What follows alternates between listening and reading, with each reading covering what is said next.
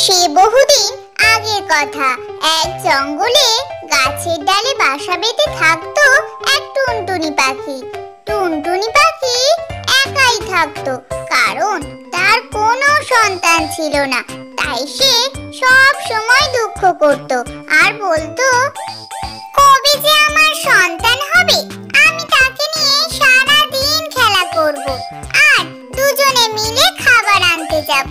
একা একা যেন আর ভালো লাগে না। এরপরই সেই ছোট টুনি পাখিটা জঙ্গলে চলে যায় কিছু খাবার সংগ্রহের জন্য। কিছুটা উড়ে যাওয়ার পর টুনি বুঝতে পারে তার এখন ডিম পাড়ার সময় হয়ে এসেছে। তাই সে বলে, আমার মনে হচ্ছে এবার আমি একটা ডিম পারবো। যাই, দূরে ওই গাছের ডালে গিয়ে বসে একটা ডিম পারি। এরপরই টুনি আর তার বাসায় উড়ে যেতে পারলো না। সে জঙ্গলের মধ্যেই একটা গাছের ডালে ডিম পারলো। কি যে করব আমি, বাসায় উড়ে যেতে পারলাম না। এই জঙ্গলের মধ্যে অচেনা জায়গায় আমার ডিমটা পারতেই হলো, না হলে কি যে করতাম কে জানে। এখন কিছুদিন আমি এই ডিমটার কাছেই থাকি আর তা দিয়ে বাচ্চা ফুটে বের হয়ে আসার জন্য অপেক্ষা করতে থাকি। এভাবেই অচেনা জঙ্গলে ডিম তা দিতে দিতেই সেই টুনির দিন কাটতে থাকে। একদিন টুনি বাসায় বসে বলে, অনেক দিন কিছু খাবার খাওয়া হয়নি, খিদে আমার পেটটা চুই চুই করছে। যাই, একটু জঙ্গলের দিকে বেরোই, না হলে আমি না খেতে পেয়ে মরে যাব। এই ডিমটাকে একাই কিছুক্ষণের জন্য রেখে যাই, কিছুই হবে না।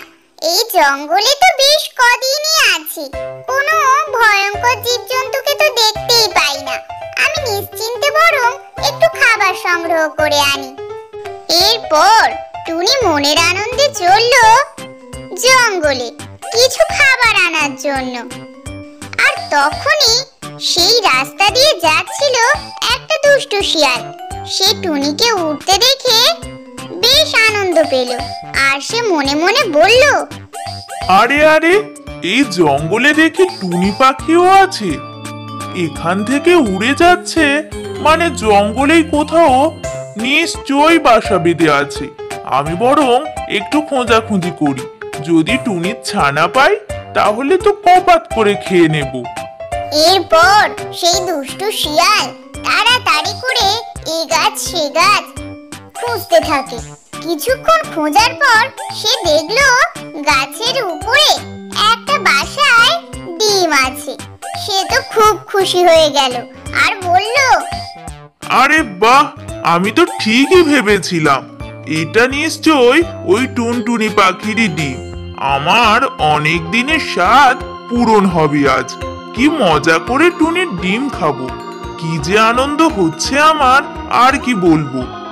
এরপর মনের আনন্দে সেই ডিমটাকে নিয়ে নিজের বাসার দিকে চলল আর মনে মনে কতই না গান করতে লাগলো।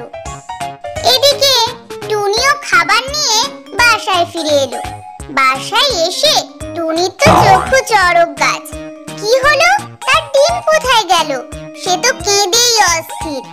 হায় ভগবান, আমার কি সর্বনাশ হলো! আমার সদ্য পাড়া ডিম, কতদিন বাদে আমি একটা ছোট্ট ডিম পেরেছিলাম, সেটাও নিয়ে গেল। কার এরকমই কুনজর পড়লো আমার দিকে?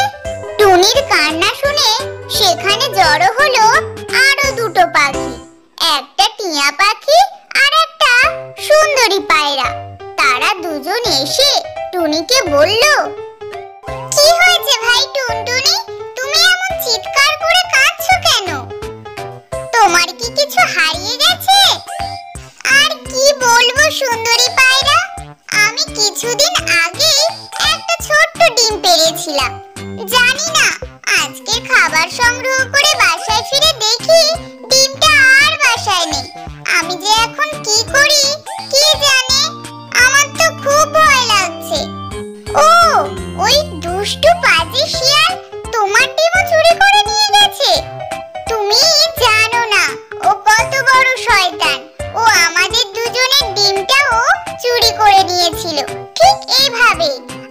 বাসায় ছিলাম না, খাবার সংগ্রহ করতে গেছিলাম, তখন এসে এইভাবে ডিম চুরি করে নিয়ে গেছে।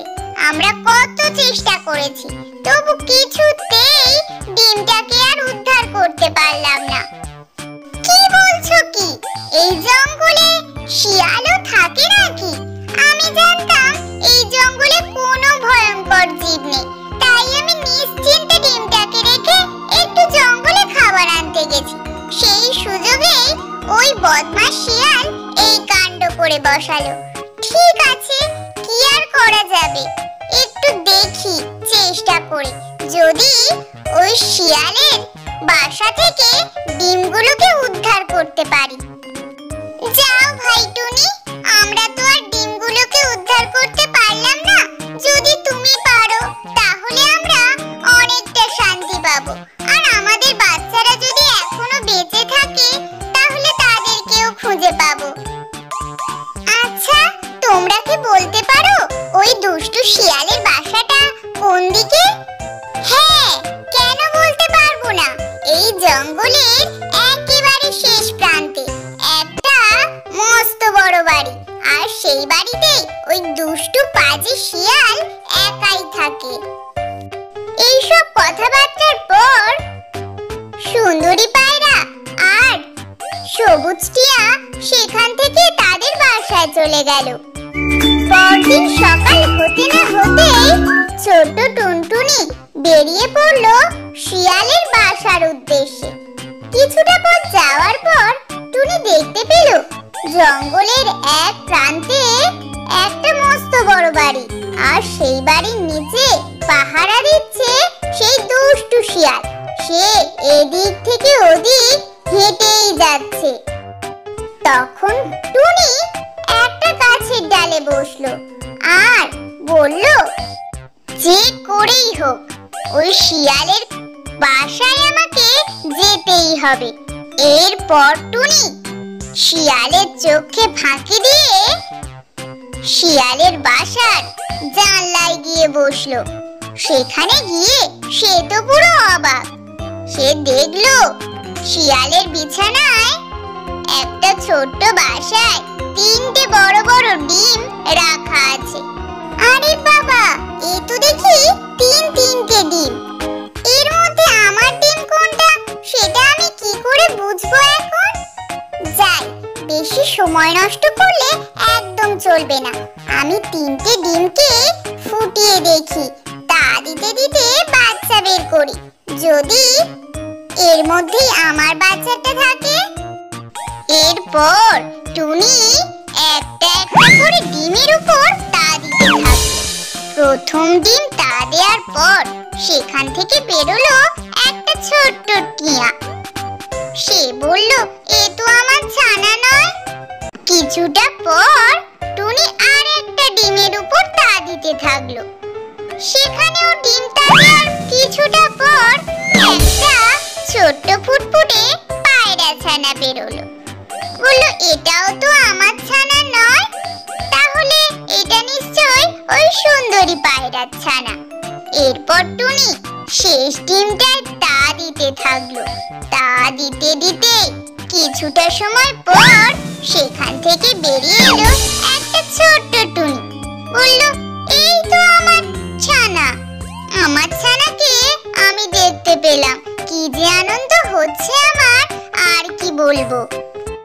ছোট্ট টুনি ছানা তার মাকে মা মা বলে ডাকতে লাগলো, আর এদিকে পায়রাও তাকে অনেক ধন্যবাদ দিল এই দুষ্কৃতীর হাত থেকে রক্ষা করার জন্য।